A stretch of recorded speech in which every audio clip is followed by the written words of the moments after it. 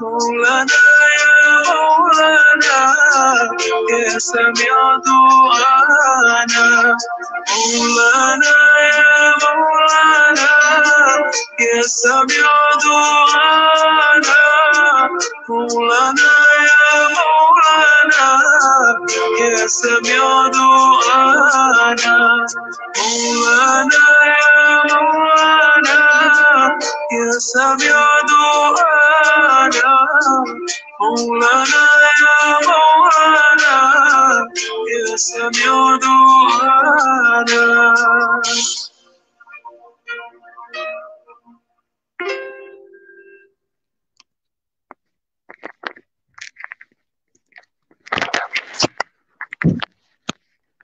Subhanallah, subhanallah, alhamdulillah, Allahu Akbar.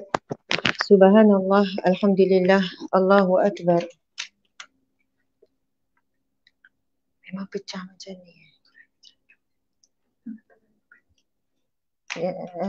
Yang lain tak ada? Subhanallah, subhanallah, alhamdulillah, Allahu Akbar. A'udzubillahi minasyaitanirrajim. Bismillahirrahmanirrahim. Assalamualaikum warahmatullahi wabarakatuh. Alhamdulillah, alhamdulillahi rabbil alamin. Tak dia jadi, faham tak? Menunduk patutnya macam ni. Kena rendah. Okey. Alhamdulillah, alhamdulillahi rabbil alamin. Wassalatu wassalamu ala asyrafil anbiya'i wal mursalin wa ala alihi wa sahbihi ajma'in. Alhamdulillah, alhamdulillah, alhamdulillahi rabbil alamin. Hamdan lillah, salatan wa salaman ala rasulillah sayyidina wa maulana wa habibina wa syafi'ina Muhammad ibni Abdillah wa ala alihi wa ashabihi awliya'illah. Radina billahi rabba wa bil islami dina wa bi Muhammadin nabiyyan wa rasula. Radina billahi rabba wa bil islami dina wa bi Muhammadin nabiyyan wa rasula. Radina billahi rabba wa bil islami dina wa bi Muhammadin nabiyyan wa rasula. Ya Allah, kami redha bahawasanya Allah sebagai Tuhan kami, Allah pentadbir kami, Allah tujuan kami, ya Allah. Segala apa yang kami lakukan adalah demi mendapat redha-Mu, ya Allah, mendapat ganjaran di sisi-Mu, mendapat pengampunan-Mu, ya Allah. Dan kami redha bahawasanya Islam sebagai cara hidup, sebagai cara hidup, cara kami, sebagai agama kami, sebagai cara kami berhibur, kami makan, kami minum, kami bekerja, ya Allah. Islam adalah panduan. Islam adalah perundangan, ya Allah, dalam kehidupan kami daripada segala aspek. Dan kami redha bahawasanya Nabi Muhammad sallallahu alaihi wasallam Nabi kami. Nabi kami, pesuruh-Mu, ya Allah, ikutan kami, ya Allah. Amin, amin, ya rabbal alamin. Subhanallah. Rabbi syrah li sadri wa yassir li amri wahlul 'uqdatam min lisani yafqahu qawli. Ya Allah, limpahkanlah, lapangkanlah dadaku, ya Allah. Rabbi syrah lana sudurana, lapangkanlah dada kami, ya Allah. Wa yassir lana umurana, permudahkanlah urusan kami, urusan hidup, urusan kami sebagai seorang suami, sebagai seorang isteri, sebagai seorang anak, urusan kami sebagai seorang ibu ayah, urusan kami sebagai hamba-Mu, urusan kami sebagai khalifah-Mu, ya Allah. Pemudahkanlah, ya Allah, segala urusan-urusan kami saat hidup kami di dunia, saat kami menghadapi kematian, ya Allah. Dan saat kami berada di alam barzah, permudahkanlah segala urusan soal jawab munkar dan nakir. Pemudahkanlah, ya Allah, urusan kami di mahsyar apabila kami dihisab di mizan, tempoh penantian menunggu hisab dan sebagainya, ya Allah. Dan pemudahkanlah urusan kami, ya Allah, untuk ke syurga-Mu, ya Allah. Allahu Akbar. wa yassir lana umurana wahlul 'uqdatam min lisanina yafqahu qawli. Dan bukakanlah belenggu yang mengikat lidah kami agar mereka memahami apa yang kami perkatakan, ya Allah. Allahumma aftah alaina hikmataka, ya Allah. Bukakanlah bagi kami hikmahmu, ya Allah. Hikmah di sebalik perintah, hikmah di sebalik larangan, hikmah di sebalik ujian, hikmah di sebalik ketetapan dan ketentuanmu, ya Allah. Bukakanlah kepada kami hikmahmu di sebalik apa yang berlaku, ya Allah. Agar kami kuat untuk redha, agar kami kuat untuk terus berharap kepadamu, ya Allah. Tidak putus asa dalam mengharapkan rahmatmu, ya Allah. Agar kami kuat menempuh jalan-jalan ini, ya Allah. Dalam keadaan kami bersangka baik denganmu, ya Allah. Ya Allah, ya Rahman. Wansyur alaina min khazaini rahmatika ya arhamar rahimin. Dan limpahkanlah kepada kami daripada sisimu, ya Allah, rahmatmu, ya Allah. Rahmatmu, ya Allah, kasih sayang dan rahmatmu, ya Allah. Wa sallallahu ala sayyidina Muhammad wa ala alihi wa sahbihi wa sallam. Alhamdulillahi rabbil alamin. Amin ya rabbal alamin. Taqabbalallahu minkum minna wa minkum, taqabbal ya karim. Subhanallah, alhamdulillah, subhanallah. Alhamdulillah, Allahu akbar. Muslimin muslimat yang dirahmati Allah sekalian, syukur kepada Allah Subhanahu wa taala. Allah masih lagi memberikan kita satu hari tambahan. Hiduplah kita untuk satu hari. Hiduplah kita satu hari.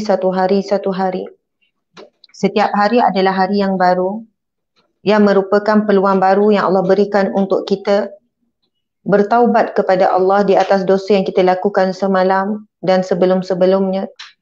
Hari yang baru ini adalah peluang yang Allah berikan kepada kita untuk menambahkan pahala-pahala daripada amal-amal soleh, ya Allah. Dan untuk kita memperbaiki amal soleh kita supaya kita lakukan ikhlas kerana Allah hanya menerima amalan-amalan yang ikhlas, amalan-amalan yang ditujukan dan mengharapkan redha dan mengharapkan pengampunan Allah Subhanahu wa taala.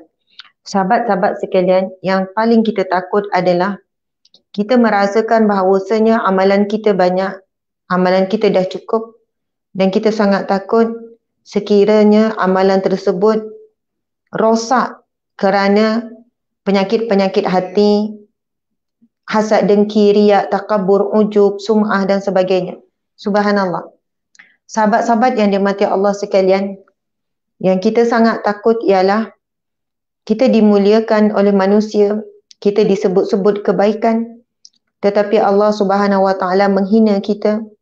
Allah Subhanahu wa taala tidak menyebut kita di kalangan para malaikatnya. Jadi sebab itu kita sentiasa perlu kuat untuk melakukan ibadah amal soleh, dan ini adalah zamannya akhir zaman.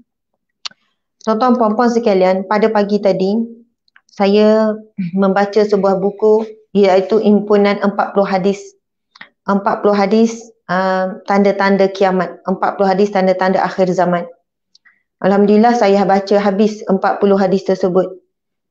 40 hadis tu selepas subuh baca, dan hampir setiap hadis setiap tanda-tanda akhir zaman, tanda-tanda kiamat tu 90% telah berlaku. Allahu Akbar, telah pun berlaku. Soalnya kita ni sedang berada di ambang gerbang, di ambang ataupun di hadapan gerbang tanda-tanda terakhir ataupun tanda-tanda besar kiamat. Tanda-tanda kecil semuanya dah keluar, dan yang saya rasa macam takut kerana di antara tanda-tanda kiamat dan akhir zaman itu, saya sendiri, subhanallah, saya melihat ke dalam diri saya sendiri pun mempunyai ciri-ciri kaum yang lalai, orang-orang yang lalai di zaman akhir zaman ni. Sahabat-sahabat sekalian, ada satu hadis Nabi SAW yang sangat menyentuh hati saya. Ada satu hadis Nabi SAW, tapi buku tu saya tak bawa sebab encik suami ambil. Lepas saya baca, saya bagi kepada encik suami, saya kata, abang tolong baca. Ini adalah peringatan daripada Rasulullah, dan kita juga tergolong daripada golongan yang disebutkan dalam hadis ni. Jadi kita kena buat sesuatu supaya kita tidak menjadi mereka yang terkena fitnah akhir zaman. Allahu Akbar. Kita tak tahu kita sempat tak nak berhadapan dengan fitnah Dajjal, na'udzubillah min zalik. Kita kena berdoa supaya kita tidak sempat dengan zaman tersebut. Tapi ada sebelum fitnah akhir zaman, kan, sebelum berlakunya kiamat, kita mungkin menghadapi kiamat kecil, iaitu kematian sendiri yang tak tahu bila-bila masa. Ada satu hadis Nabi SAW yang bermaksud mafhum daripada hadis tu, sesiapa yang melakukan ibadah dalam keadaan huru-hara, dan bila baca syarah kepada hadis tersebut memberi maksud akhir zaman ini disebut sebagai zaman huru-hara, iaitu manusia sibuk mengejar dunia. Manusia sibuk dengan urusan dunia pagi, petang, malam yang tidak habis. Terlalu banyak urusan dunia. Berkejar dengan dunia. Nabi kata, sesungguhnya mereka yang melakukan ibadah. Maksud ibadah di sini ibadah khusus ya, bukan ibadah umum. Melakukan ibadah pada zaman yang huru-hara, iaitu zaman kita ni lah, zaman huru-hara. Dia umpama seperti sedang melakukan hijrah kepada Allah Subhanahu Wa Taala. Allahu Akbar. Sungguh saya terkesan dengan hadis ini. Nabi kata umpama dia melakukan hijrah kepada Allah Subhanahu Wa Taala. Lalu bila tengok syarah kepada hadis tersebut, dia golongan yang beribadah, banyak melakukan ibadah di akhir zaman ni, mereka diberi pahala umpama seperti sahabat-sahabat Nabi yang melakukan hijrah daripada Mekah ke Madinah. Yang mana kita tahu sahabat-sahabat Nabi yang melakukan hijrah daripada Mekah ke Madinah, mereka meninggalkan keluarga di Mekah. Mereka meninggalkan harta benda mereka. Mereka meninggalkan kebun mereka. Mereka meninggalkan kekayaan. Bahkan mereka meninggalkan kampung halaman. Menuju ke satu negara yang mereka tidak ada tanah di sana. Mereka tidak ada perusahaan. Mereka pergi dalam keadaan selai sepinggan. Sedangkan mereka sebelum itu di Mekah sudah pun selesa. Ada tanah sendiri, ada rumah sendiri, ada perniagaan, ada perusahaan, ada kebun-kebun. Tapi mereka sanggup meninggalkan semuanya demi mendapatkan redha Allah, dan mereka menuju ke Madinah demi menyambung perjuangan risalah Islam. Jadi umpama pada hari ini orang yang masih mampu beristiqamah dengan membaca Al-Quran sebanyaknya, dengan zikrullah, dengan melakukan amal-amal soleh seperti memperbanyakkan sedekah. Dia bukan sayang hartanya lalu disimpan, tapi dia menunjukkan rasa sayang terhadapnya dengan dia memperbanyakkan sedekah. Itulah cinta dan sayang yang sebenar terhadap harta. Orang yang betul-betul sayang dan cintakan hartanya, dia akan banyakkan sedekah sebab dia bakal menikmati harta tersebut dalam kubur sehinggalah kepada mahsyar. Ada satu pintu syurga namanya Babus Sadaqah. Babus Sadaqah. Babus Sadaqah ini pintu yang akan dipanggil masuk orang-orang yang banyak bersedekah. Cintakan harta, banyakkan sedekah sebab itulah harta yang kekal yang bakal kita nikmati di alam barzakh, yang bakal kita nikmati di mahsyar sampailah membawa kita ke syurga.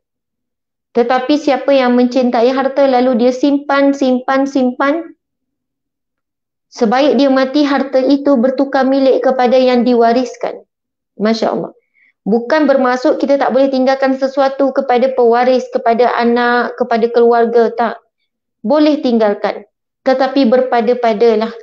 Bukannya kita menganggap kitalah yang memberi rizki kepada anak-anak, kitalah yang menjamin rizki mereka. Dan kita dapat lihat pada hari ini ibu ayah yang meninggalkan harta kepada anak-anak tanpa pendidikan yang kuat dari sudut agama. Harta itu merosakkan anak-anak. Adik-beradik boleh saling membenci, bermusuh, bergaduh, bahkan membunuh.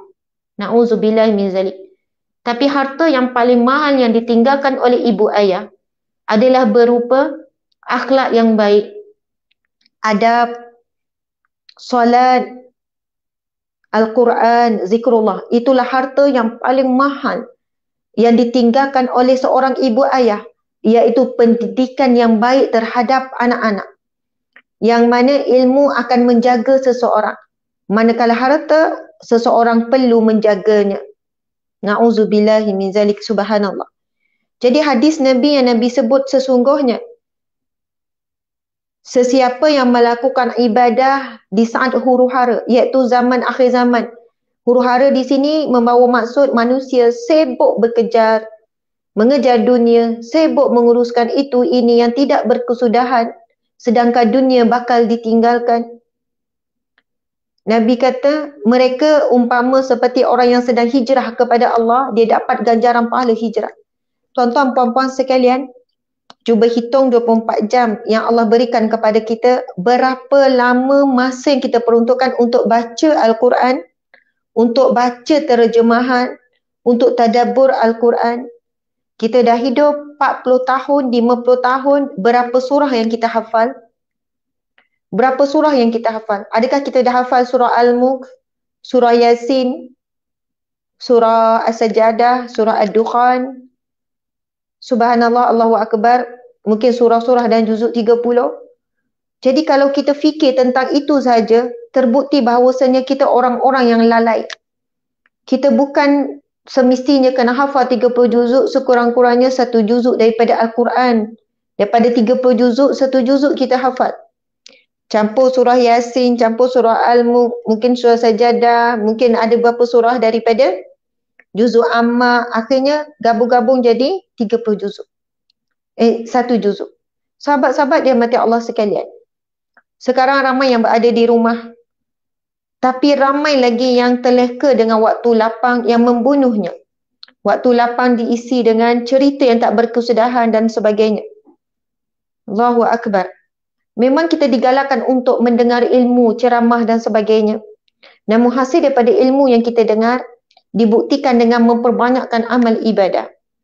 Memperbanyakkan zikrullah, memperbanyakkan Al-Quran, itu zikir yang sangat tinggi. Solat, perbanyakkanlah solat. Nanti kita nak kongsikan dengan sahabat-sahabat sekalian berkenaan dengan jalan-jalan ke syurga. Subhanallah, mudah-mudahan kita sedang menempuh jalan ke syurga. Itulah tajuk kita pada pagi ini, iaitu jalan ke syurga. Jalan ke syurga. Kita bimbang, kita sedang menempuh jalan ke neraka. Kita ingat kita sedang melalui jalan ke syurga. Sebab kita nampak diri kita dah melakukan ibadah dan sebagainya. Jadi, kita kena pastikan bahawasanya diri dan ahli keluarga pasangan kita sama-sama sedang menempuh jalan ke syurga. Allahu Akbar, subhanallah. Pertamanya, saya ingin mengucapkan jutaan terima kasih kepada Ma'had Tahfiz Al-Quran dan Hadis Ar-Rahmah Kuala Kangsar Perak. Ini adalah penganjur program kita pada pagi ini. Ma'had Tahfiz Al-Quran dan Hadis Ar-Rahmah Kuala Kangsar Perak. Terima kasih kepada seluruh ahli jawatan kuasa dan pengurusan Ma'had Tahfiz, para muslimin dan muslimat yang dirahmati Allah sekalian. Masya Allah. Siapa yang ada mengikuti live ini di FB page, di page Ustazah Azma, kalian ada nampak infak pembangunan fasa 2, Ma'had Tahfiz Al-Quran dan Hadis Ar-Rahmah. Ada nombor telefon Puan Hafsah dan ada nombor telefon Puan Rosnah. Jadi, marilah sama-sama kita mengambil peluang untuk wakaf kepada infak pembangunan, wakaf pembangunan. Mudah-mudahan selama anak-anak di situ belajar mewakafkan dirinya, belajar tentang Al-Quran, tentang Al-Hadis, tentang semualah, akan untuk kembali kepada masyarakat, lalu mendidik masyarakat, selama itu pahala kita mengalir. Masya Allah. Kita akan mati, bangunan itu mungkin akan kekal sampailah hari kiamat. Dan beruntunglah kita. Tatkala kita berada di dalam kubur, maka infak yang kita telah salurkan ke madrasah ini, madrasah Tahfiz Al-Quran dan Hadis Ar-Rahmah Kuala Kangsar Perak, mudah-mudahan ia menjadikan kita hamba-hamba Allah ataupun orang-orang yang beruntung di alam barzah nanti. Masya Allah, kita dah nampak ada iklan tu, jadi janganlah kita biarkan berlalu saja. Boleh ambil nombor telefon dah hubungi. Berilah dalam, kalau tak mampu RM2, tak mampu RM5, tak mampu RM10, bagilah mengikut kemampuan. Bila datangnya di hadapan mata kita peluang untuk sedekah, janganlah kita lepaskannya. Masya Allah. Kita tahu terlalu banyak iklan di internet sekarang kan, orang minta infak dan sebagainya. Tapi yang sedang ada di depan mata ni, kita ambil lah peluang ni, kita grab lah. Masya Allah. Subhanallah, sahabat-sahabat yang mati Allah sekalian. Tajuk kita ialah Jalan ke Syurga. Jalan ke Syurga. Bismillahirrahmanirrahim. Ada orang tanya, Ustazah, minum air tangan kiri ya? Tak, tangan kanan. Tapi sebab telefon ni kan jadi terbalik.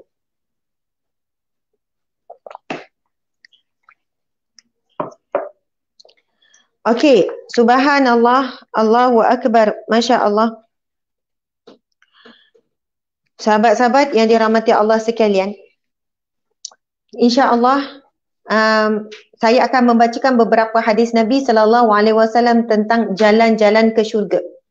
Dan mudah-mudahan apa yang bakal kita bincangkan ini menjadi satu panduan yang jelas. Jelas. Lepas ni apa jalan, apa yang perlu kita buat untuk kita berada di track yang betul menuju ke syurga. Hadis yang pertama. Bismillahirrahmanirrahim. An Abi Hurairah radhiyallahu anhu anna Rasulullah sallallahu alaihi wasallam qala man salaka tariqan yaltamisu fihi ilman sahalallahu lahu tariqan ilal jannah. Hadis riwayat Muslim, hadis sahih. Yang bermaksud daripada Abu Hurairah radhiyallahu anhu, sesungguhnya Rasulullah sallallahu alaihi wasallam bersabda, Barang siapa yang melalui ataupun menempuh jalan untuk mencari ilmu, Allah akan permudahkan baginya jalan ke syurga. Subhanallah. Muslimin, muslimat, sahabat-sahabat yang dirahmati Allah sekalian. Hadis ini membawa maksud kita berusaha untuk menuntut ilmu. Lalu kita menempuh jalan-jalannya.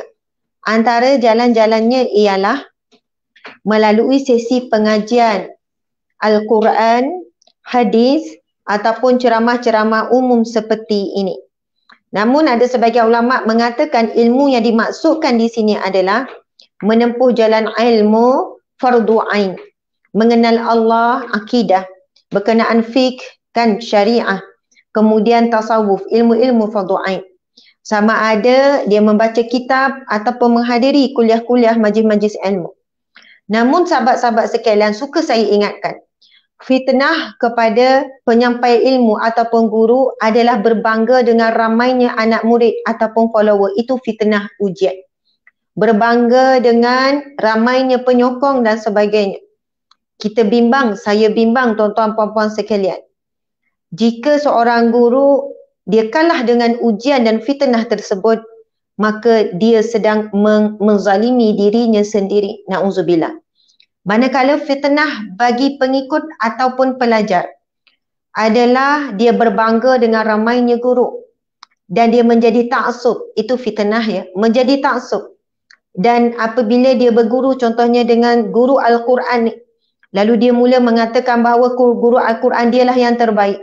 Lalu dia buat perbandingan.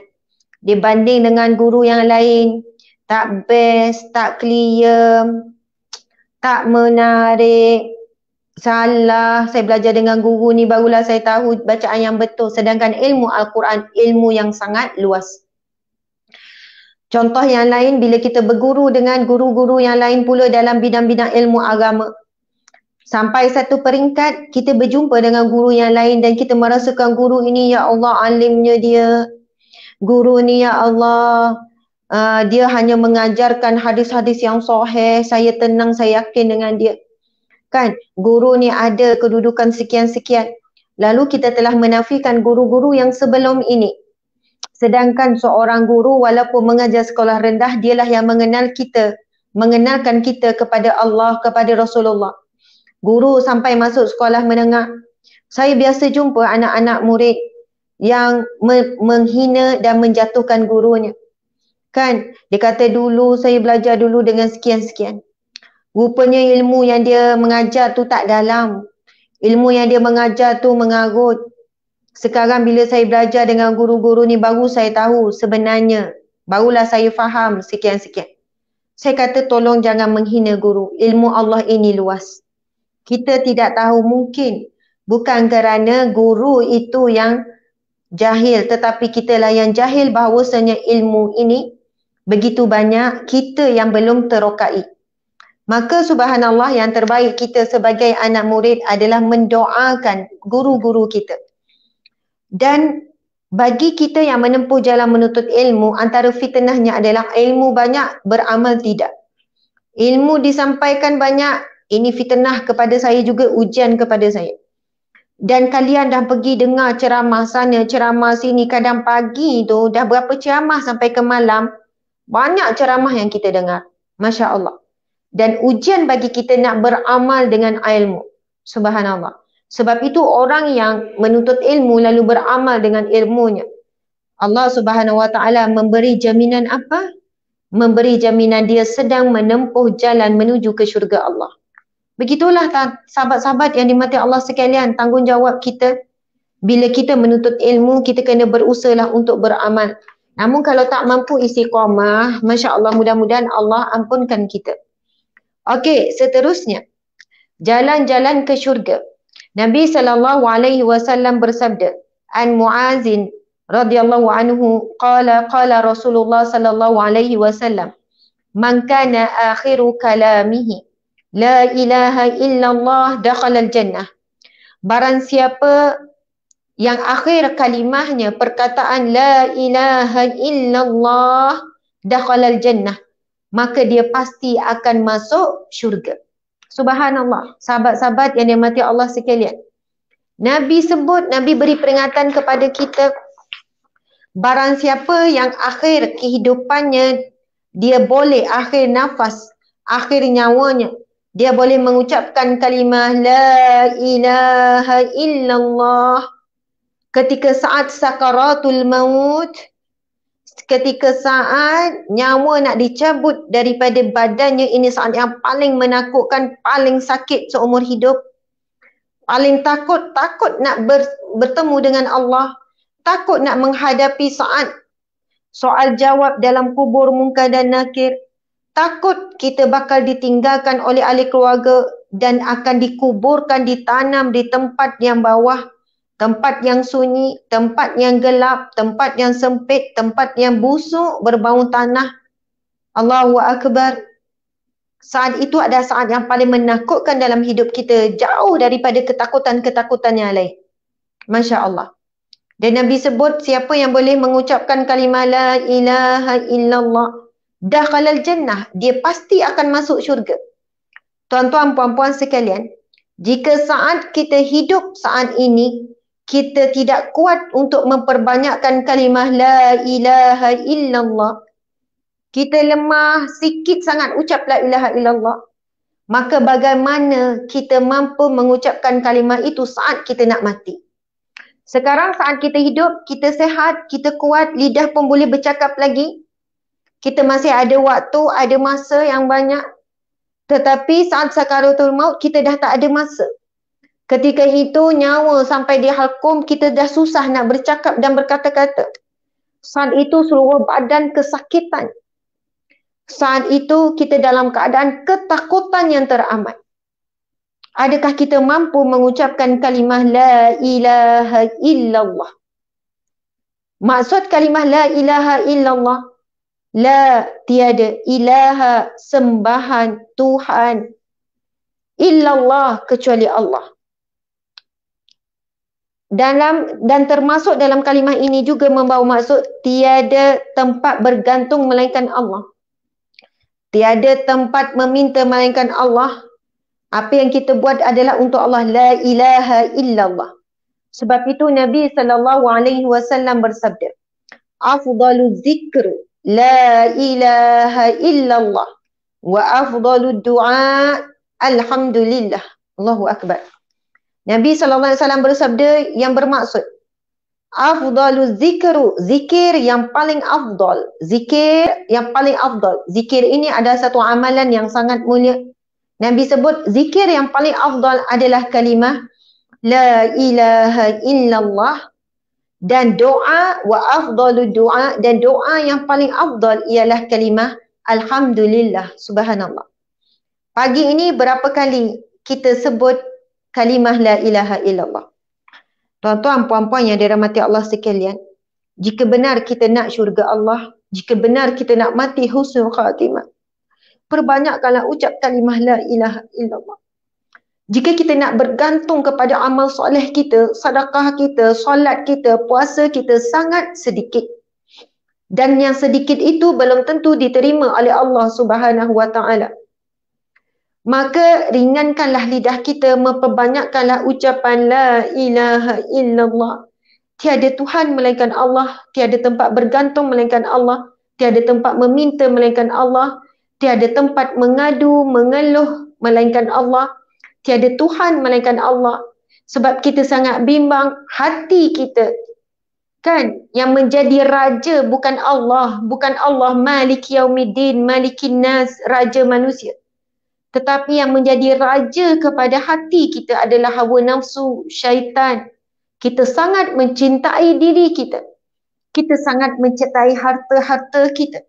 Kita sangat mencintai impian-impian kita. Sehingga kan kita menjadikan agama sebagai satu bentuk keuntungan. Dan kita menjadikan amanah sebagai satu bentuk keuntungan. Itu hadis-hadis Nabi dalam 40 peristiwa akhir zaman.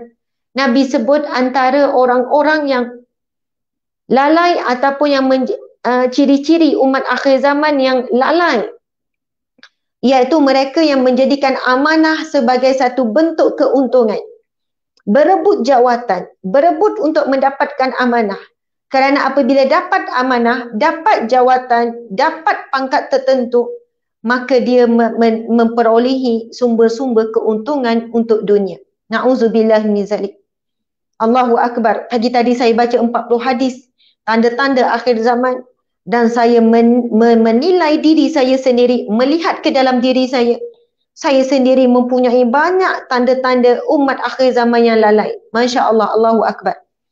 Sahabat-sahabat yang dirahmati Allah sekalian, setiap kali lepas solat, kita nak cepat macam mana pun, kita dalam keadaan kelang kabut, sama ada tak sempat duduk lepas solat, ataupun kita dah bergerak kan, kita sibuk, kita kena pergi, kena buat sekian-sekian, kena bawa kereta contohnya.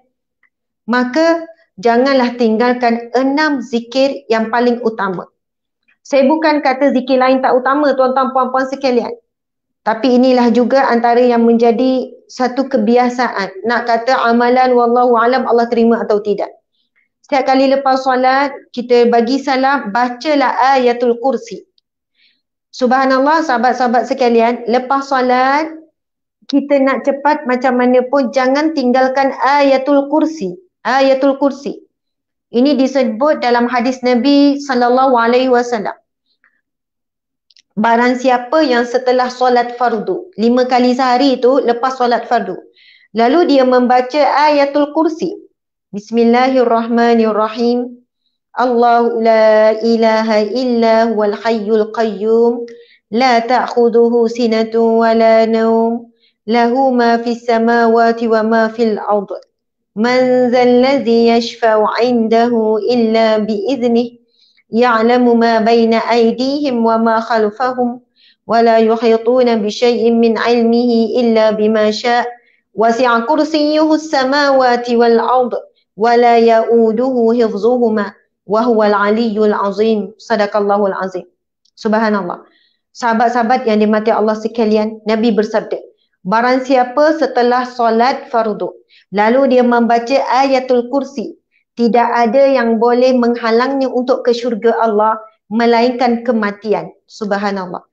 Dalam mafhum hadis yang lain, Nabi sebut, barang siapa yang membaca ayatul kursi setelah solat, kedekatannya dengan syurga, jarak dia dengan syurga, hanyalah yang memisahkan dia dengan syurga hanyalah kematian.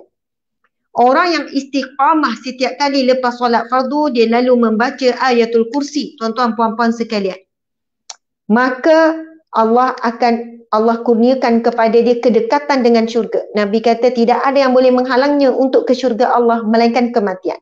Maksudnya sebab dia masih hidup je, dia belum ke syurga Allah. Tapi sekiranya Allahu Akbar dia mati, maka dia akan terus masuk ke taman-taman syurga. Subhanallah. Tapi belum masuk ke syurga yang sebenar lagi, tuan-tuan puan-puan sekalian. Sebab kubur boleh menjadi salah satu daripada taman-taman syurga Allah.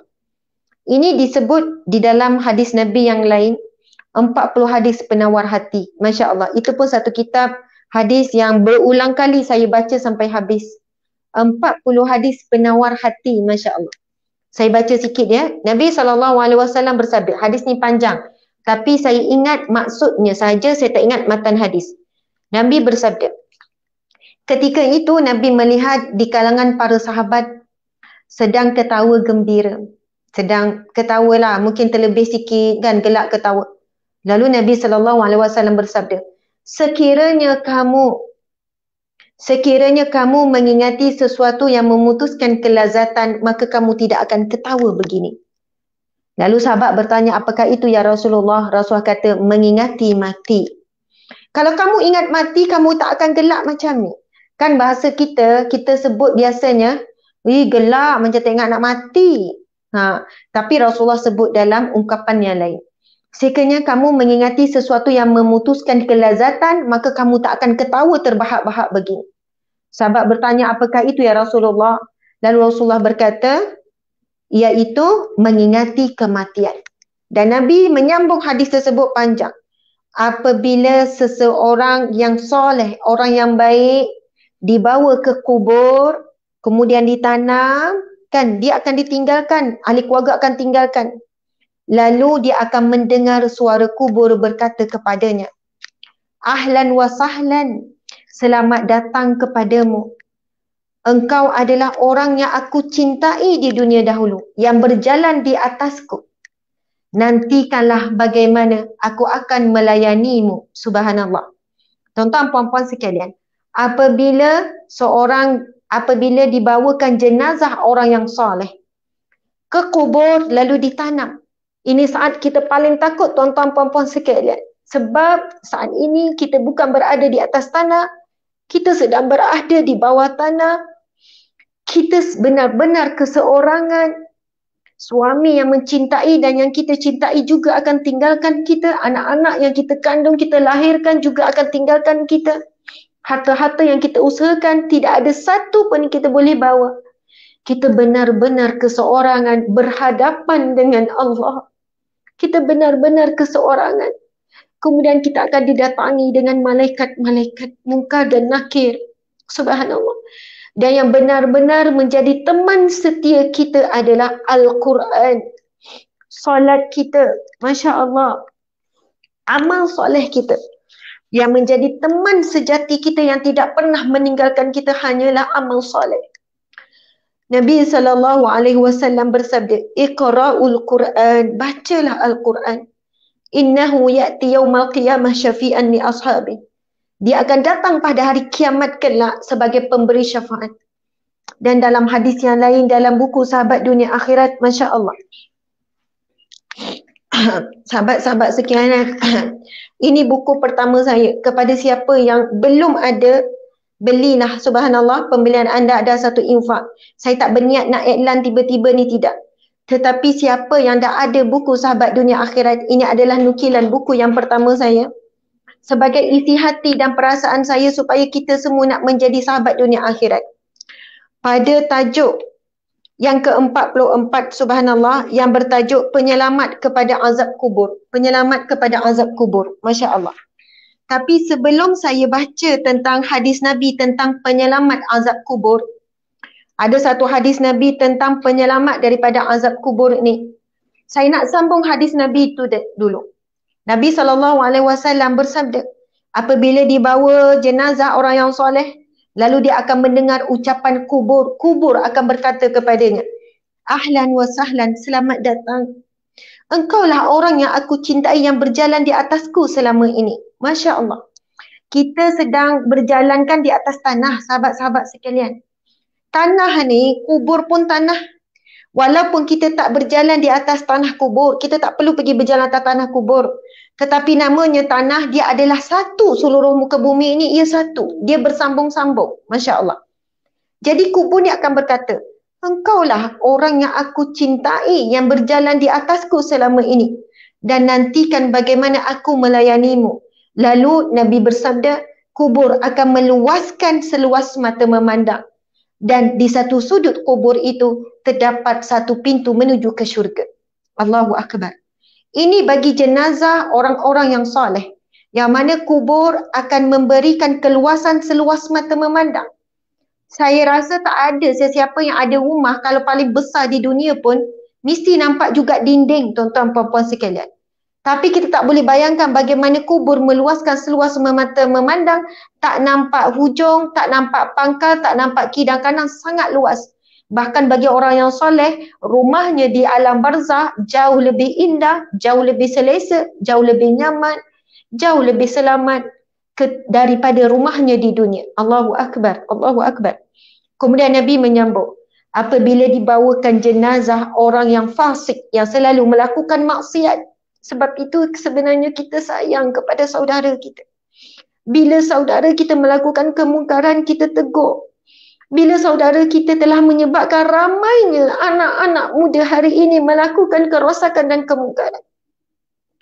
Bila ada artis contohnya, ada influencer, adanya founder-founder produk kan yang menggunakan media sosial dengan cara iklan yang dahsyat, yang bertentangan dengan agama, lalu diikutilah oleh penjual-penjualnya pun samalah juga. Kan? Mereka-mereka yang berpengaruh dengan masyarakat. Kerana mereka bukan menghancurkan dirinya sahaja, tapi turut menghancurkan generasi orang muda, anak-anak kita, tuan-tuan puan-puan sekalian. Masya Allah. Sebab kita sayang kerana Allah, kita tegur. Kita sayang sahabat-sahabat sekalian. Kalau kita terlalu mencintai dunia, kita nak jadi orang yang disayangi, disukai oleh ramai manusia.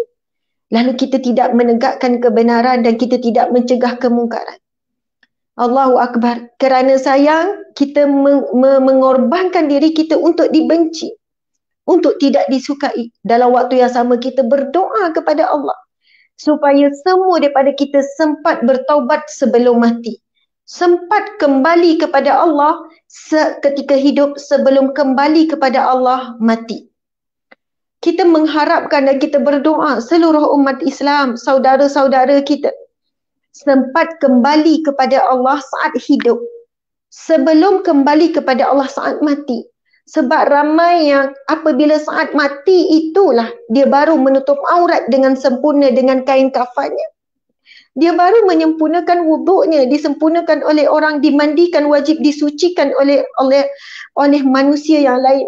Lalu dia disolatkan, namun dia tidak menunaikan solat. Allahu Akbar, subhanallah. Nabi bersabda, apabila dibawakan jenazah orang yang fasik, yang berkekalan dalam maksiat dan tak sempat bertaubat, mati dalam keadaan melakukan maksiat, tuan-tuan puan-puan sekalian. Kalau dia melakukan maksiat sempat taubat, alhamdulillah. Tapi kita sangat bimbang kepada hari ini, kerana hari ini sebagaimana yang hadis Nabi sebut, tanda-tanda akhir zaman berlakunya kematian yang mengejut. Tak tunggu sakit, tak tunggu aksiden, tak tunggu apa-apa. Mati mengejut dalam tidur dan sebagainya semakin meningkat. Masya Allah. Nabi sebut apabila dibawakan jenazah orang kafir ataupun orang fasik yang tak sempat bertaubat, yang melakukan maksiat hidupnya sekian-sekian, lalu kubur mengatakan kepadanya, kubur berkata kepadanya, engkaulah tiada ucapan selamat bagimu. Engkaulah orang yang paling aku benci yang berjalan di atasku selama ini. Nantikan apa yang akan aku perlakukan kepadamu. Lalu apa yang kubur buat? Lalu kubur menyempitkan liang lahat disempitkan. Dan ketika Nabi SAW bersabda dengan hadis ini, Nabi menunjukkan lalu tulang belulang, Nabi pun merapatkan jari-jarinya. Nabi merapatkan jari-jari. Nabi kata lalu berselisihlah tulang belulang mereka. Kemudian diutuskan 70 ekor ular yang berbisa. Sekiranya satu ekor ular tersebut melepaskan bisa di atas dunia, maka tidak ada hidupan yang boleh hidup di atas dunia. Na'udzubillahi min zalik. Na'udzubillahi min zalik. Nabi sebut, jika dibawakan jenazah orang yang fasik ataupun orang yang musyrik yang tak sempat bertaubat dengan Allah, maka kubur akan memberikan perkataan, berkata kepada dia, tidak ada ucapan selamat, nantikan apa yang aku akan kerjakan kepadamu. Lalu kubur merapatkan, menyempitkan, lalu Rasulullah menunjukkan tulang belulang berselisih. Kemudian Allah mengutuskan 70 ekor ular yang berbisa, dan sekiranya satu ekor mengeluarkan bisanya di dunia, maka akan matilah segala kehidupan. Dan Nabi SAW menyudahkan hadis Nabi tersebut dengan mengatakan bahawasanya kubur itu adalah gerbang pintu syurga ataupun jurang api neraka. Subhanallah, Allahu Akbar. Muslimin, muslimat, sahabat-sahabat yang dimati Allah sekalian, kita memberi peringatan bukan sebab kita jamin syurga. Saya baca kadang-kadang tomahan, ustazah tu jamin syurga ke? Ustazah tu nak nerakakan orang ke? Cakap macam tu, cakap macam ni dah jamin syurga. Tuan-tuan, puan-puan, sebab kita tak jamin syurga. Kita tahu kita tak layak masuk syurga. Dan sebab kita tahu kita ada banyak sebab untuk dicampakkan ke dalam neraka. Saya sendiri, kalau dihitung-hitung dosa yang dilakukan, terlalu banyak dosa dan terlalu banyak maksiat dan banyak sebab untuk dicampakkan ke neraka. Namun kita perjuangkan syurga untuk semua, bukan untuk diri sendiri. Kita perjuangkan syurga untuk saudara kita, untuk anak cucu kita, untuk generasi kita. Kita perjuangkan keselamatan daripada neraka untuk semua sahabat-sahabat sekalian. Masya Allah, Allahu Akbar. Sebab itulah impian Rasulullah SAW untuk memastikan seramai mungkin manusia masuk ke syurga bersama dengan Rasulullah. Untuk seramai mungkin umatnya selamat daripada api neraka Allah Subhanahu Wa Taala. Dan kitalah yang perlu menyambung perjuangan Rasulullah SAW. Allahu Akbar. Kita tidak pernah rasa kita dijamin syurga, lalu mengatakan orang sekian-sekian. Tidak, tuan-tuan puan-puan sekalian. Kerana saya takut dengan amanah dan tanggungjawab dan ruang yang Allah berikan kepada saya untuk menyampaikan kebaikan, kebajikan dan untuk mencegah kemungkaran. Jika saya tidak melakukannya, maka berat hisab saya di akhirat kelak. Subhanallah, Allahu Akbar. Saya nak berkongsi satu hadis Nabi SAW dalam buku Sahabat Dunia Akhirat ini. Masya Allah, tuan-tuan puan-puan sekalian, ini adalah buku yang pertama saya, Ustazah Asma Harun, diterbitkan pada tahun yang lepas. Buku yang ringan, santai, simple, tetapi ramai yang membacanya berulang kali. Ada yang kata saya 10 kali saya baca buku ni jadi teman. Kerana buku ini disusun untuk semua lapisan. Bukan bacaan yang berat, tetapi diselangi dengan firman Allah, hadis Nabi. Mudah-mudahan ia menjadi satu bukti kita berkasih sayang, bersahabat kerana Allah. Masya Allah. Saya bacakan ya. Ini adalah amalan penyelamat daripada azab kubur. An Ibn Abbas qala daraba ba'du ashabin Nabi sallallahu alaihi wasallam khiba'ahu ala qabrin wa huwa la yahsibu annahu qabrun. Fa idza fihi insanun yaqra'u surata tabarakallazi biyadihi al-mulk hatta khatamaha. فأتى النبي صلى الله عليه وسلم فقال يا رسول الله إني ضربت خبائي على قبر وأنا لا أحسب أنه قبر فإذا فيه إنسان يقرأ سورة تبارك الملك حتى ختمها فقال رسول الله صلى الله عليه وسلم هي المانعة هي المنجية تنجيه من عذاب القبر. Hadis sahih riwayat Tirmizi, yang bermaksud daripada Ibnu Abbas radhiyallahu anhuma berkata, sekumpulan sahabat Nabi SAW telah mendirikan khemah di atas kubur dan mereka tidak mengetahui bahawa di situ terdapat sebuah kubur. Ni cerita sahabat ni, ada seorang sahabat yang bina khemah di atas kubur dan dia tak tahu itu kubur. Lalu mereka mendengar ada seseorang daripada kubur membaca surah Al-Mulk tabarakallazi biyadihil mulk sehingga tamat. Seorang sahabat Nabi, dia bina satu khemah, dia tak tahu itu kubur. Bila dia duduk di atas tu, dia dengar ada suara daripada bawah tanah yang membaca surah Al-Mulk daripada awal sampai habis, sampai akhir. Kemudian mereka datang kepada Nabi SAW seraya berkata, wahai Rasulullah, sesungguhnya aku telah mendirikan khemah di atas kubur yang aku tidak tahu akannya dan aku terdengar di dalamnya seseorang membaca surah Al-Mulk sehingga tamat. Maka Rasulullah SAW bersabda, hiyal mani'ah, hiyal munjiyah, tunjihi min azabil qabr. Nabi sebut sesungguhnya surah Al-Mulk tabarakallazi biyadihil mulk, ialah surah yang menjadi penghalang, penyelamat daripada azab kubur. Subhanallah. Sahabat-sahabat yang dimati Allah sekalian, ini adalah janji Rasulullah SAW. Rasulullah sangat mencintai kita. Rasulullah tidak mahu kita diazab dengan azab yang dahsyat, azab kubur. Kita tidak tahu berapa lama tempoh kita berada di alam kubur. Mungkin alam kubur itu alam yang paling lama ataupun lebih lama daripada alam dunia. Maka saat itu harta yang kita himpun tidak boleh selamatkan kita melainkan sedekah. Ketika itu orang yang kita sayang tak boleh bersama dengan kita menyelamatkan kita dan sebagainya. Namun subhanallah, Nabi memberikan kita pesan supaya beramal. Bacalah surah Al-Mulk setiap malam sebelum tidur. Penat, kelang kabut, macam mana pun sedih, menangis hari itu, kecewa. Kalau tak mampu nak buka Al-Quran, tuan-tuan puan-puan sekalian, tak mampu nak pegang Al-Quran, nak buka, penat sangat. Ada telefon zaman sekarang, bukalah YouTube surah Al-Mulk, kemudian kita ikutlah sambil baring. Baca sambil baring pun tak apa, kita penat kan, kita mengantuk, hari itu kita sakit ke dan sebagainya. Tak ada masalah tuan-tuan puan-puan, baca sambil baring, baca sambil mengiring, baca sekian-sekian. Tapi jika kita mampu beradab ketika baca Al-Quran, itu lebih afdal. Baca dalam keadaan berwuduk, hadap kiblat, baca dengan tenang, itu lebih afdal tuan-tuan puan-puan sekalian. Tapi dalam keadaan sakit, kelang kabut, penat sambil baring, duduk dalam selimut, kemudian baca Al-Quran, boleh, bukan kata tak boleh, bukan haram. Cuma mungkin kurang adablah kita dengan Al-Quran. Subhanallah, Allahu Akbar. Siapa yang nak tengok hadis Nabi tersebut, boleh tengok muka surat 162 dengan 163 ya sahabat-sahabat sekalian. Masya Allah. Subhanallah, Allahu Akbar. Hadis yang seterusnya, iaitu berkenaan jalan ke syurga, iaitu berkaitan dengan wuduk dan membaca doa selepas wuduk. Masya Allah. Saya kalau ikutkan masa, tinggal 5 minit lagi. Tuan-tuan, puan-puan sekalian. 5 minit sahaja lagi masa yang ada untuk ceramah, sepatutnya habis 9 suku. Tapi saya nak sebutkan, subhanallah, antara kita dengan syurga ada di antara azan, wuduk dan juga solat. Antara kita dengan syurga ada di antara azan, wuduk dan solat. Pertama, saya nak sebut tentang azan. Ini hadis Nabi yang sahih. Nabi SAW bersabda, barang siapa setelah azan, barang siapa yang setelah azan lalu dia membaca. Masya Allah. Cuba cari. Barang siapa yang setelah azan lalu dia membaca, seperti mana doa yang selalu kita amalkan tu.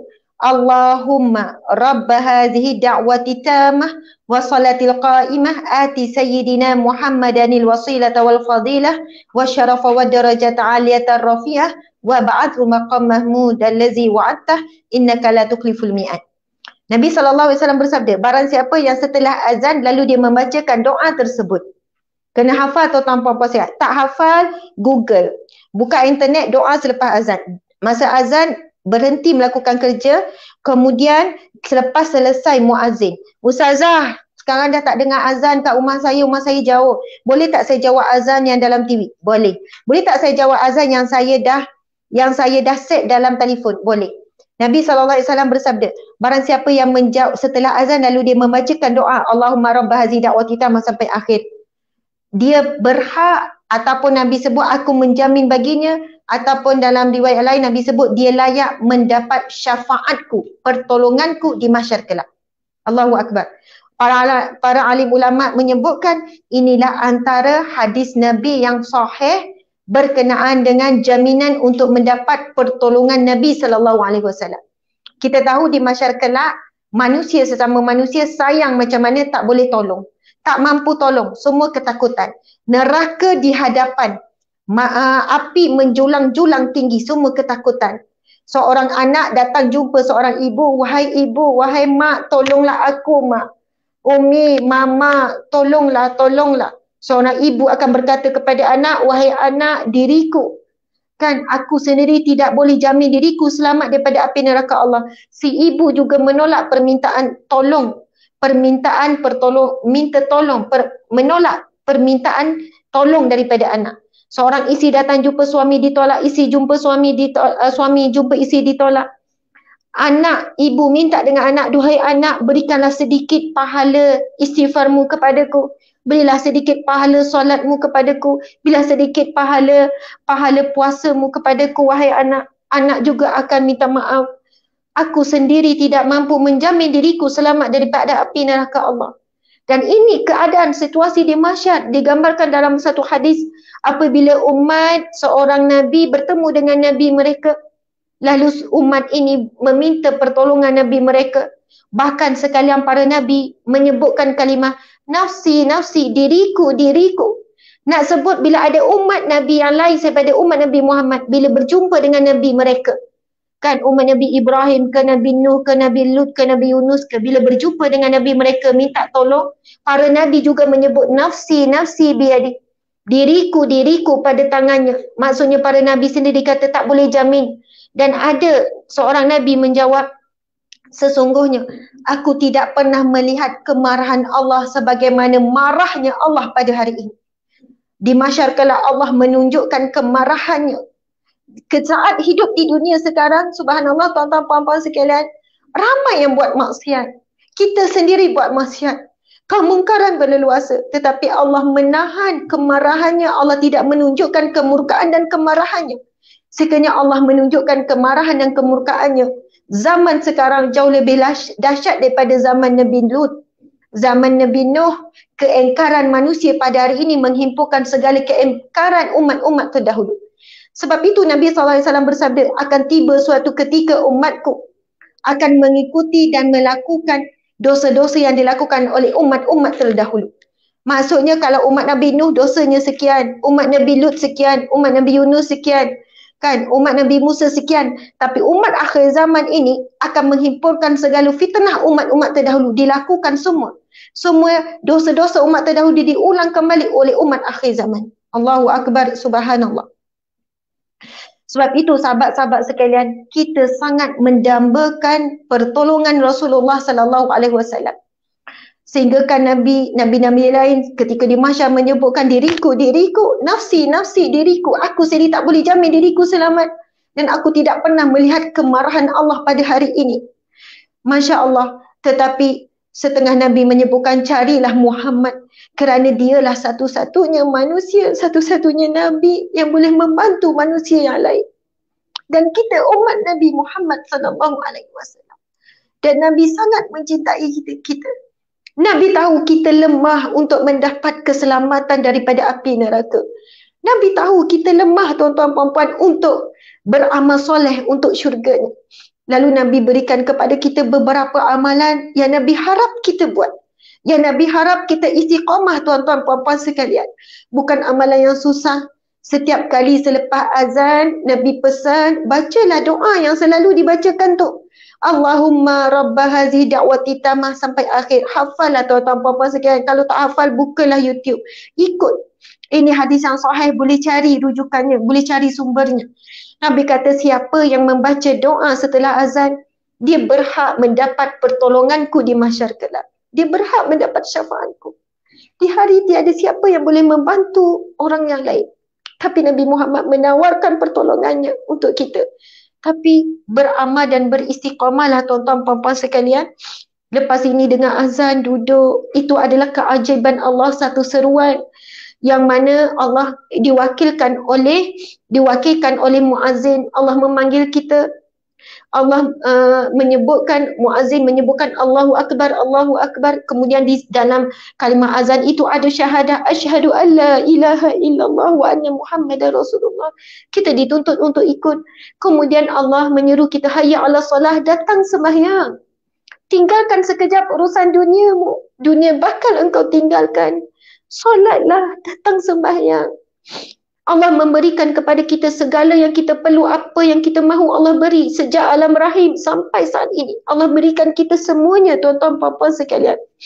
Walaupun kita tidak minta. Kita tak minta hari-hari, ya Allah, berikanlah jantungku berfungsi elok. Tetapi dah 40 tahun jantung kita berfungsi elok. Allah yang beri. Kita tak pernah minta setiap hari, ya Allah berilah aku boleh bernafas, cukupkanlah udara. Tapi Allah bagi percuma tuan-tuan puan-puan sekalian. Allah cuma minta kita saat kembali kepadanya waktu solat. Tolonglah ingat Allah. Allah berfirman, aqimis solah li zikri. Dirikanlah solat untuk mengingatiku. Tapi apa yang berlaku pada kita ketika kita berdiri solat? Hati kita ingat dunia. Hati kita cinta dunia. Hati kita ingat masalah-masalah kita. kita tidak meluangkan masa saat solat untuk mengingati Allah Subhanahu Wa Taala. Dalam azan Allah sebut, hayya 'alal falah, datanglah menuju kejayaan. Kamu datang solat, Allah akan beri kita kejayaan. Subhanallah, Allahu Akbar. Kemudian dalam solat seterusnya, kan, hayya 'alal salah, hayya 'alal hayya 'alal falah. Lagi, la ilaha illallah, Allahu Akbar. Sampai akhir azan tu kita pun baca doa azan, Masya Allah. Kemudian sahabat-sahabat sekalian, selepas kita azan, kita jawab azan, kita baca doa selepas azan, kita ambil wuduk. Sama ada wuduk sebelum azan ataupun wuduk selepas azan, tak ada masalah. Yang paling penting, kita cuba menunaikan solat di awal waktu. Bila dengar seruan Allah, terus menyahut. Masya Allah. Ini jalan-jalan ke syurga yang lain. Nabi SAW bersabda, An Umar radhiyallahu anhu anin Nabi sallallahu alaihi wasallam qala, ma minkum min ahadin yatawaddau fayublighu aw fayusbighu alwudu thumma yaqul asyhadu an la ilaha illallah wahdahu la syarika lah wa asyhadu anna Muhammadan abduhu wa rasuluh illa futihat lahu abwabul jannah as-samaniyah yadkhulu min ayyiha sya'. Wa zadu Tirmizi, Allahumma ja'alni minat tawabin, Allahumma ja'alni minal mutatahhirin. Allahu akbar. Ini jalan ke syurga seterusnya. Nabi SAW bersabda, tidaklah seorang kamu berwuduk, lalu dia menyampaikan wuduk dan menyempurnakannya. Kemudian selepas selesai wuduk, lalu dia membaca, asyhadu an la ilaha illallah wahdahu la syarikalah. Tiada Tuhan yang disembah melainkan Allah, yang esa tiada sekutu baginya. Wa asyhadu anna Muhammadar Rasulullah. Dan aku bersaksi bahawasanya Nabi Muhammad itu hambanya dan rasulnya. Illa futiyat lahu abwabul jannah as-samaniyah, kecuali akan dibuka baginya 8 pintu syurga. Subhanallah, tuan-tuan puan-puan sekalian. Sebab itu saya sebut tadi, antara kita dengan syurga ada di antara azan, wuduk dan juga salat. Masya Allah. Ini hadis yang sahih riwayat Muslim, sahabat-sahabat sekalian. Yang mana Nabi menyebutkan barang siapa setelah dia, ketika dia mengambil wuduk dan dia menyempurnakan wuduknya. Ambil wuduk sungguh-sungguh tuan-tuan puan-puan sekalian. Lalu setelah wuduk dia membaca doa wuduk. Tadi, kita jangan tinggalkan doa setelah azan. Sekarang jangan tinggalkan doa setelah wuduk. Yang mana Nabi SAW bersabda, barang siapa setelah dia menyempurnakan wuduknya lalu dia membaca doa, asyhadu an la ilaha illallah wahdahu la syarikalah wa asyhadu anna Muhammadan abduhu wa rasuluh. Nabi sebut, illa futiyat lahu abwabul jannah, melainkan akan dibukakan baginya 8 pintu syurga. Yadkhulu min ayyiha sya', dia boleh masuk daripada mana-mana pintu yang dia mahu masuk. Orang yang beramal dengan doa setelah wuduk, Allah akan buka baginya 8 pintu syurga. Dan dia dipersilakan masuk daripada mana-mana pintu yang dia nak masuk. Allahu Akbar. Sahabat-sahabat yang mati Allah. Dan riwayat Tirmizi, wazada Tirmizi, dan riwayat Tirmizi, Nabi SAW menyambung doa itu dengan Allahumma ja'alni minat tawabin wa ja'alni minal mutatahhirin. Subhanallah. Kan kita selalu baca, asyhadu an la ilaha illallah wahdahu la syarikalah wa asyhadu anna Muhammadan abduhu wa rasuluh. Allahumma ja'alni minat tawabin wa ja'alni minal mutatahhirin. Amin ya rabbal alamin. Ada juga kita baca Allahumma ja'alni minat tawabin wa ja'alni minal mutatahhirin wa ja'alni min ibadika salihin. Boleh je kita nak tambah. Lalu ada orang bertanya mungkin, mudahnya nak masuk syurga Allah. 8 pintu syurga Allah dibuka Ustazah hanya dengan baca doa selepas wuduk. Saya kata ini adalah janji Rasulullah. Tetapi kita harus faham sahabat-sahabat sekalian, tuan-tuan puan-puan sekalian, kita harus faham bahawasanya insya-Allah orang yang selepas wuduk, lalu kan ada hadis Nabi tentang wuduk. Sesungguhnya apabila kamu berwuduk, akan keluarlah dosa-dosa daripada setiap celah jari jemarimu. Lalu ketika kamu membasuh muka, akan keluarlah dosa-dosa daripada wajahmu. Dosa mata, dosa muka, wajahmu. Dengan wajahmu kamu rasa riak, kamu rasa bangga dengan kecantikan yang Allah bagi. Kamu mempergunakan wajahmu untuk melakukan maksiat, untuk menggoda lelaki, sekian-sekian. Banyak dosa disebabkan wajah. Dan Nabi sebut dalam hadisnya yang sahih, apabila kita membasuh wajah-wajah kita akan gugurlah dosa-dosa. Kemudian apabila kita berkumur hingga kita basuh kaki akan keluar dosa-dosa daripada setiap celah jari jemari. Sehingga kan keluar dosa-dosa daripada di bawah kuku-kuku. Subhanallah. Tapi dosa apa ni? Dosa-dosa kecil. Dosa besar wajib digugurkan dengan taubatan nasuha. Maksud taubatan nasuha adalah bertaubat sungguh-sungguh, meninggalkan perbuatan yang dilarang yang menyebabkan dosa dan kita tidak mengulangi lagi dosa tersebut. Itu taubatan nasuha, itu bagi dosa besar. Tapi dosa kecil kita lakukan sangat banyak. Dan bila kita mengambil wuduk, dosa kecil akan digugurkan, dibersihkan oleh Allah. Bayangkan tuan-tuan puan, apabila kita berwuduk, lalu kita disucikan, dibersihkan oleh Allah daripada dosa-dosa. Lalu kita mengangkat doa. Apa doa yang kita bacakan tadi? Kita bersyahadah bahawa tiada Tuhan, tiada sekutu. Dengannya Nabi Muhammad sebagai Rasul dan sebagai hamba-Nya. Yang kita kembali kepada hadis Nabi tadi.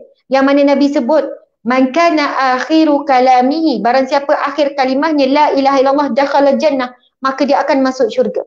Maka bayangkan setiap kali kita ambil wuduk 5 kali sehari lalu kita bersyahadah, subhanallah. Nabi sebut akan dibuka baginya 8 pintu syurga.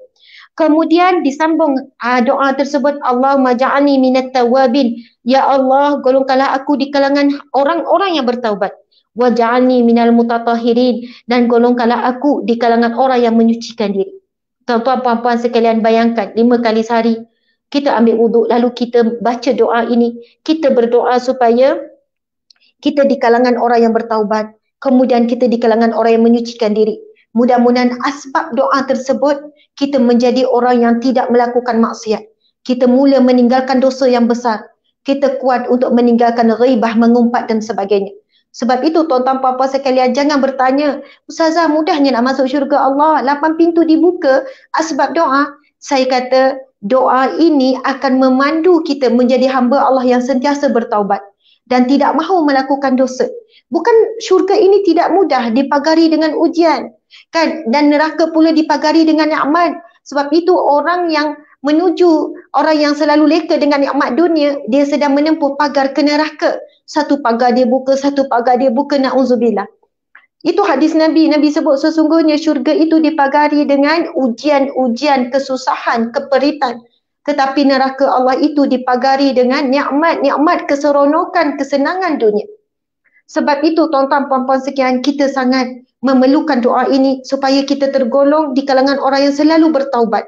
Al-mustaghfirin, at-tawwabin, ya Allah, yang sentiasa beristighfar.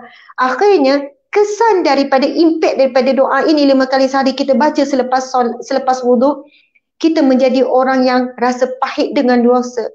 Kita sangat takut bila buat dosa terus bertaubat, dan insya-Allah inilah golongan yang Allah akan buka 8 pintu syurga untuknya. Masya-Allah, Allahu Akbar. Dan sebagai penutupnya sahabat-sahabat sekalian, sebab kalau nak baca jalan-jalan ke syurga, di tangan saya ini ada 40 hadis jalan ke syurga. Kalau nak baca sampai Zuhur, tuan-tuan puan-puan sekalian. Dan sebagai penutupnya, masya-Allah, tajuk kita pada hari ini kan tentang bab sedekah, tentang bab jalan ke syurga. Saya ingin mengajak tuan-tuan puan-puan sekalian, antara jalan ataupun pintu syurga Allah Subhanahu wa taala adalah dengan jalan sedekah. Dengan jalan sedekah. Allahu Akbar, subhanallah. Okey, ini hadis Bukhari. Nabi SAW bersabda, yang bermaksud, siapa yang berimpak sedikit sahaja untuk 2 kenderaan di jalan Allah, maka dia akan dipanggil dari pintu-pintu syurga. Wahai hamba Allah, ini adalah hasil kebaikanmu. Jika ia ahli salat, maka ia akan dipanggil daripada babu salat, iaitu pintu salat. Jika ia ahli jihad, maka ia akan dipanggil daripada babu jihad, iaitu pintu jihad.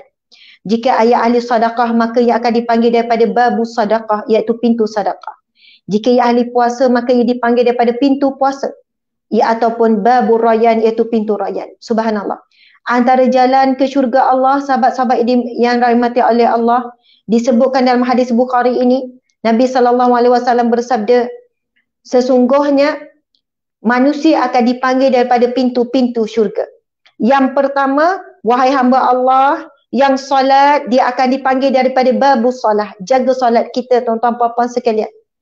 Kan orang yang solat dengan sempurna, dengan sebaiknya, di awal waktu, solat dengan tenang, solat dengan khusyuk, solat dengan dia ikhtiar, solat dengan sebaiknya, orang ini akan dipanggil melalui babus solat, pintu solat. Kemudian golongan yang kedua, jika dia ahli jihad fisabilillah, jihad dalam medan jihad dia untuk mendapat redha Allah, dia akan dipanggil melalui babu jihad. Kemudian jika dia ahli sedekah, dia akan dipanggil masuk ke pintu babu sedekah, iaitu pintu ahli sedekah. Kemudian jika dia ahli puasa, dia akan dipanggil melalui pintu babu rayyan ataupun babu siyam, iaitu pintu orang-orang yang berpuasa. Masya Allah. Dalam hadis ini disebut 4 pintu yang akan dibuka kepada 4 golongan. Yang pertama ahli salat, yang kedua ahli jihad, yang ketiga ahli sedekah, yang keempat ahli siyam, iaitu orang yang berpuasa. Jadi bila kita melihat kepada pintu-pintu syurga ini, cuba kita melihat ke dalam diri kita. Agak-agak pintu mana yang kita boleh masuk? Adakah kita layak untuk masuk melalui pintu solat? Cuba nilai solat kita macam mana? Adakah kita layak untuk dipanggil masuk pintu jihad? Adakah kita telah berjihad di jalan Allah? Yang ketiga, adakah kita layak masuk ke dalam pintu sedekah? Kan sedangkan kita lebih banyak menyimpan untuk diri kita di dunia daripada menyimpan untuk diri kita di akhirat. Kemudian yang keempat, iaitu adakah kita layak masuk ke melalui pintu puasa? Sedangkan kita sangat sedikit berpuasa sunat. Subhanallah. Puasa Ramadan pun belum tentu. Masya Allah. Subhanallah, sahabat-sahabat yang dirahmati Allah sekalian. Jadi banyak ni lagi hadis-hadis Nabi tentang jalan-jalan ke syurga. Masya Allah, tentang orang yang menjawab azan, tentang berpuasa, jalan-jalan ke syurga. Dan yang terakhirlah, subhanallah, yang terakhir, Nabi SAW bersabda, Masya Allah, Allahu Akbar, ini hadis riwayat Bukhari. Nabi SAW bersabda, ada seorang lelaki datang kepada Nabi SAW lalu berkata, Ya Rasulullah, sedekah manakah yang teragung pahalanya?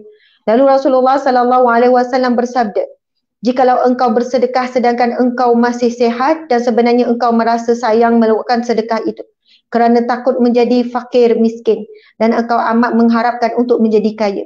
Tetapi Nabi kata, janganlah engkau menunda-nunda sedekah sehingga apabila nyawamu telah sampai di kerongkong lalu berkata, untuk si fulan, yang ini untuk si fulan, yang itu, sedangkan engkau maksudkan itu telah memiliki apa yang engkau hendak berikan. Subhanallah. Sahabat-sahabat yang dirahmati Allah sekalian, seorang sahabat bertanya, Ya Rasulullah, bilakah waktunya sedekah paling afdal? Paling afdal, bilakah saatnya sedekah paling afdal ya Rasulullah? Allahu Akbar. Lalu Rasulullah menjawab, ketika engkau bersedekah sedangkan ketika itu kamu masih sehat dan sebenarnya engkau sangat sayangkan hartamu tersebut, kan sehat, masih mampu untuk gunakan harta tersebut, kan, dan engkau rasa sayang terhadap harta tersebut dan saat itu juga engkau rasa takut jatuh miskin, kan. Contohnya kita guna ayat, saya pun ada cukup-cukup makan je, bimbanglah kalau sedekah nanti, kan, kalau sedekah nanti tak cukup pula nak makan, sedekah nanti tak cukup pula nanti belanja bulan ni. Saat itulah paling afdal untuk kita sedekah. Dan engkau amat mengharapkan untuk jadi kaya. Maksudnya kita simpan. Kita kata kalau ada simpanan 10K lega lah. Maksudnya kita rasa kalau 10K tu sedap lah. Kalau nak hidup pun atas dunia kan rasa tenang lah. Kita rasa dengan duit-duit itu kita boleh jadi kaya. Tetapi janganlah engkau menunda-nunda sehingga apabila nyawamu telah sampai di kerongkong. Nabi kata jangan tunda sedekah. Sebab ramai manusia bila dah nazak mula mengagihkan harta. Yang ni harta mak dalam akaun CMB tu bagi kat madrasah tu ya. Nanti tengah nazak. Yang tu bagilah dekat masjid tu, yang tu wakaf ya. Dan Nabi kata, lalu apabila nyawamu telah sampai di kerongkong lalu berkata, ini untuk si fulan, yang ini untuk si fulan, yang itu si fulan. Sedangkan orang yang engkau masukkan itu telah memiliki apa yang hendak engkau berikan. Nabi kata sedangkan pada saat itu memang apa yang dimilikinya akan ditinggalkan menjadi milik orang yang disebut. Ni untuk anak tu ya, ini untuk ni. Sedangkan kalau dia tak pesan pun Nabi kata memang akan menjadi harta orang lain, bukan miliknya lagi. Jadi dalam hadis ini Nabi mencegah, Nabi memberi teguran jangan menangguhkan sedekah. Dan siapa yang menangguhkan sedekah dan apabila dia dah sampai nazak, itulah satu keadaan infak ataupun sedekah yang paling nilai paling rendah. Kerana pada saat itu dia dah tahu bahawa dia tak mampu dah untuk menggunakan hartanya. Dia dah makan nak meninggalkan. Saat itu baru dia sedekah. Nabi kata itulah saatnya kemungkinan sedekah tidak diterima. Sedekah yang tidak ada nilai. Yang mana apabila kita mengetahui kita tidak akan mampu dah nak gunakan. Masya Allah, Allahu Akbar. Dan itulah sifat kita sebagai manusia, termasuklah saya. Mungkin kalau saat hidup orang kata, Ustazah ada kereta lebih tak nak satu kereta? Tak adalah kita nak guna. Tapi mungkin bila saat nazak, semua kereta kita kata kereta itu wakaf ya untuk kegunaan madrasah tu. Dan nazak, okey yang tu kan van yang ada tu buatlah jadi ambulans. Duit dalam tu. Sedangkan saat itu kita tahu kita dah tak mampu untuk menggunakannya untuk diri kita. Na'udzubillah min zalik, kita bimbang sedekah saat itu tidak diterima oleh Allah sebab kita memberi bukan kerana mencintai Allah, tapi saat itu kita memberi kerana takut, kerana bimbang tidak ada apa-apa sedekah yang boleh membuatkan kita boleh masuk ke dalam pintu sedekah. Masya Allah. Jadi tuan-tuan puan-puan sekalian, sebagai kesimpulan kepada perkongsian pada hari ini, marilah kita memilih mana pintu syurga yang kita nak masuk. Kalau tak mampu dalam pintu solat, kalau tak mampu melalui pintu jihad, tak mampu melalui pintu puasa sebagaimana hadis Nabi ini, kita pilihlah untuk masuk ke syurga Allah melalui pintu sedekah. Bila adanya peluang-peluang untuk sedekah, kita bersedekahlah. Jangan tunggu kaya baru bersedekah, tetapi bersedekahlah, insya-Allah Allah akan menyempurnakan rezeki untuk kita. Ini disebut dalam hadis Nabi yang lain, ketika Nabi menjawab soalan kepada Asma binti Abu Bakar. Ketika Asma binti Abu Bakar bertemu dengan Rasulullah, ya Rasulullah, aku tak ada apa-apa harta ya Rasulullah. Aku tak ada simpanan, tak ada saving, tak ada harta ya Rasulullah. Tapi aku ada sedikit kan belanja yang suamiku iaitu Zubair kan memberi sedikit belanja untuk kegunaan belanja hidup, untuk belanja makan minum. Kita tahu Asma binti Abu Bakar hanya memiliki 5 orang anak. Memiliki 5 orang anak, ramai anak. Lalu Asma pergi jumpa Rasulullah, ya Rasul, aku tak ada apa-apa harta, melainkan sedikit belanja yang diberikan oleh suamiku untuk keperluan, untuk cukup-cukup keperluan. Lalu Nabi kata, wahai Asma, berikanlah sedikit. Berikan, tetap bersedekah walaupun sedikit, wahai Asma. Dan janganlah kamu menjadi bakhil, wahai Asma. Sesungguhnya orang yang kedekut, Allah akan menyekat. Barang siapa yang kedekut, maka Allah akan menyempitkan rezekinya. Hadis yang sahih, sahabat-sahabat sekalian. Sebab itu, sedekah ini bukan hanya untuk orang yang kaya, bukan hanya orang yang ada. Tapi tuntutan bersedekah ini adalah untuk semua. Jangan sebut nanti aku ada duit, aku akan banyak bersedekah. Tidak. Tetapi tuntutan sedekah ini perlu dikejar, perlu diambil peluang oleh semua lapisan. Orang yang miskin, bagilah mengikut kadar kemampuannya. Orang yang kaya, berilah mengikut kadar kekayaannya. Maka mudah-mudahan kita boleh masuk melalui pintu sedekah. Dan pada pagi ini, antara peluang untuk kita bersedekah dan berinfak adalah melalui pembangunan fasa 2 Madrasah Tahfiz. Madrasah Tahfiz, subhanallah, yang menjadi penganjur kita pada pagi ini, Madrasah Tahfiz Al-Quran dan Hadis Ar-Rahmah Kuala Kansar Selangor, Kuala Kansar Perak. Ada account number, ada nombor telefon yang dikongsikan, bolehlah hubungi. Berilah semampu yang kita boleh. Masya Allah, subhanallah, tuan-tuan puan-puan sekalian, mudah-mudahan kita layak dipanggil oleh Allah Subhanahu Wa Taala melalui babus sedekah, dan ikhlaskanlah hati kita ketika sedekah. Kita boleh niatkan, ya Allah, terimalah sedekahku ini. Allahumma taqabbal minna sadaqatana. Ya Allah, terimalah sedekahku ini, ya Allah. Jadikanlah ia perisai daripada neraka. Berilah kesembuhan kepada sakitku ataupun kesembuhan kepada ahli keluarga. Mudah-mudahan Allah terima sedekah kita tu, dan jagalah. Jika mampu sembunyikan, itu lebih baik. Jika mampu sembunyikan, lebih baik. Jika tak mampu, ada juga orang nampak, ada juga orang tahu, ataupun perlu ditunjukkan sedekah itu sebagai galakan kepada anak-anak, kepada pasangan dan sebagainya, maka lakukanlah, sebab Allah menerima kedua-dua bentuk sedekah. Sama ada sedekah itu dilakukan terangan ataupun sembunyi. Kan? Yang penting ikhlas. Kalau lakukan secara sembunyi tetapi tak ikhlas, satu hari mengungkit balik pun Allah tolak. Jadi Allah terima sedekah terang ataupun sedekah sembunyi. Yang paling penting adalah hati kita itu ikhlas, memberi kerana mengharap redha Allah, mengharap syurga Allah, mengharap selamat daripada api neraka Allah. Itulah ciri-ciri sedekah yang ikhlas. Subhanallah, alhamdulillah. Mohon maaf salah dan silap. Terima kasih kepada semua para sahabat, tuan-tuan, puan-puan sekalian. Mudah-mudahan kita berjumpa di sini, Allah akan menyatukan kita di syurganya. Sekian daripada saya. Wabila taufiq wal hidayah. Assalamualaikum warahmatullahi wabarakatuh. Astaghfirullahalazim wa atubu ilaih. Kita tangguhkan kuliah kita dengan tasbih kafarah dan surah wal asr. Bismillahirrahmanirrahim. Subhanakallahumma wa bihamdika asyhadu an la ilaha illa anta astaghfiruka wa atubu ilaih. Bismillahirrahmanirrahim. Wal asr. Innal insana lafi khusr illa alladhina amanu wa amilus solihat wa tawasaw bil haqqi wa tawasaw bis sabr. Sadaqallahul azim. Dan sebagai penutupnya sekali lagi kepada siapa yang ingin membeli buku Sahabat Dunia Akhirat, sebab stok dia dah semakin terhad bila berlaku PKP, penerbitan terhenti dan sebagainya, namun kami ada simpan dalam beberapa ratus di galeri dan setiap pembelian adalah satu bentuk infak tuan-tuan puan-puan kepada kerja amal dan kerja dakwah. Buku ini berharga RM25. Ada pihak yang beli banyak, dia hadiahkan kepada orang dia sayang. Kenapa saya memilih Sahabat Dunia Akhirat? Sebab kita bukan sekadar hubungan guru dengan anak murid, dan saya bukan guru tuan-tuan puan-puan sekalian, tetapi dalam satu hadis Nabi yang lain, dalam satu hadis Nabi menyebutkan tentang seorang sahabat boleh menarik sahabatnya untuk sama-sama masuk ke syurga. Kan? Dalam satu hadis Nabi sebut gambaran di mahsyar kelak, ada golongan yang berbaris kan menuju ke neraka, ada yang berbaris menuju ke syurga. Lalu orang yang sedang menuju ke syurga berkata kepada Allah, "Ya Allah, dia itu adalah saudaraku, dia adalah sahabatku yang pernah solat bersamaku, puasa bersamaku, haji bersamaku."